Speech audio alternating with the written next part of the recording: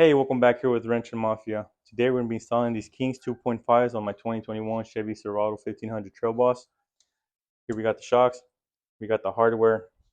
It's going to be pretty straightforward installation from what it looks like. Kind of went through the instructions already. A couple of things I'm going to need. I'm going to need a jack, wheel chock, your floor jack, and of course I'm going to be using a torque wrench, 21 millimeter wrench, 21 socket, 22. But that's going to be to remove the wheels.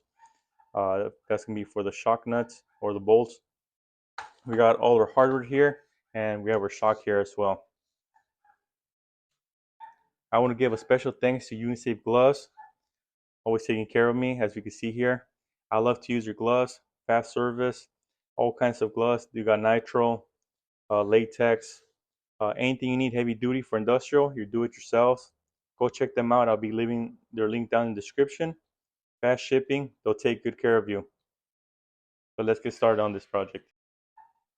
I do have power tools, but I'm just gonna do it without power tools. People kind of get an idea to see how it's done, especially if you're at home doing it yourselves. So first thing I did chalk up the front tire, because I am gonna be raising both the rears. I got these tall jacks because if you use some very small ones, there's a high chance that it won't clear. And the reason I like to do that is so then after that I can put that in my differential. And instead of pushing up and down the shock, what you'll guys see later on in the video, you guys won't be struggling. You could adjust the height or the bolt where you can install it just by lowering or lifting the jack instead of fighting it. So I'm gonna loosen up the tires or the wheel, put the jacks, and then we'll go from there. So of course, when I did this, the truck is on a level surface. You don't want to do it on an incline or decline. That way the car doesn't shift around when you're lifting it. So here we go. I did not lift it from the pumpkin. I'm just hit that right there so I can show you guys later on how you go lower and upper. So there's basically any tension on the rear differential with the floor jack. I jacked up both sides, so both wheels are in the air. So as you can see right here, these are the old Rancho shocks that come with the Trail Boss. Pretty straightforward. What we want to do is remove these 21s. They're both 21s. And then the bolt up there is a 21 as well. So we're going to break it loose and we're going to remove the old shock.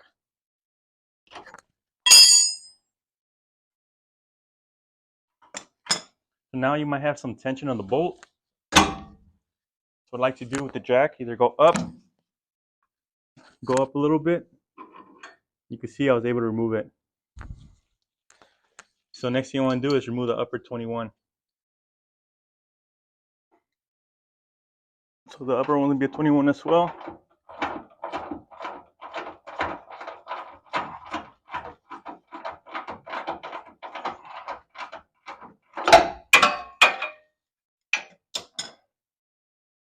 So once you loosen up the 21 bolt all the way out, you just pull it out. Might need two hands for that. The shock's gonna drop. Oh, there's this there. Let's compare it with the new one. So these Rancho shocks, of course, that came stock with the vehicle. These have roughly around 60,000 miles. I could pretty much push it down with my hand, with one hand.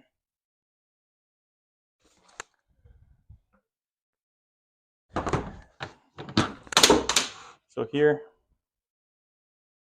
compared to the King,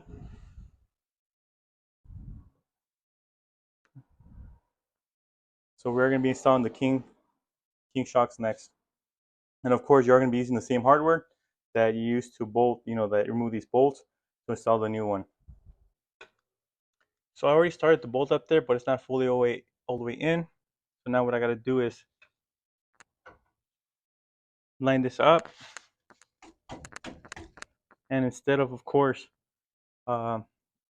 pushing this, which is probably hard, what I'm going to do is drop my jack just a little bit. And you kind of see where it kind of lines up.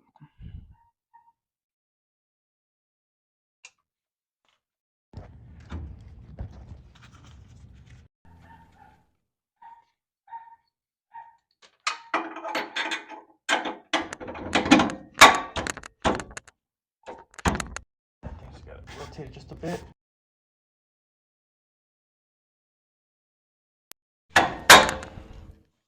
Next thing you know, we're gonna torque or bolt with the. I'm gonna do it with the torque wrench.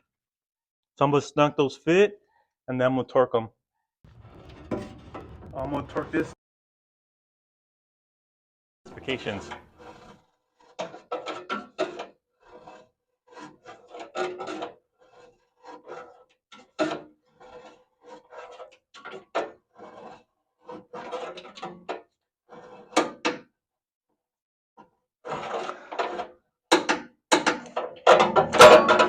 And the bottom one's gonna be 118 foot-pounds.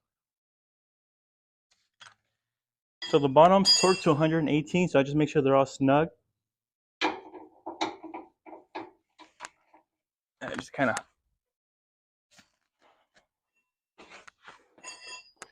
make sure you hold the nut so it won't spin. So that one's torqued now. The upper one's torqued. So that's pretty much when it comes to installing the shock.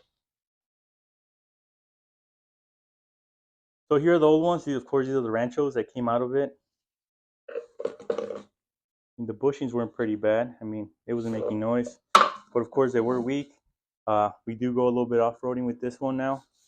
With the truck, so we just want to start upgrading suspension components in the rear, in the front. We're gonna be doing that too. And I'm gonna keep these old ones because of course these have to be serviced depending on the usage. So of course, depending on usage, you got to send them out to service them. So I'm gonna keep these around.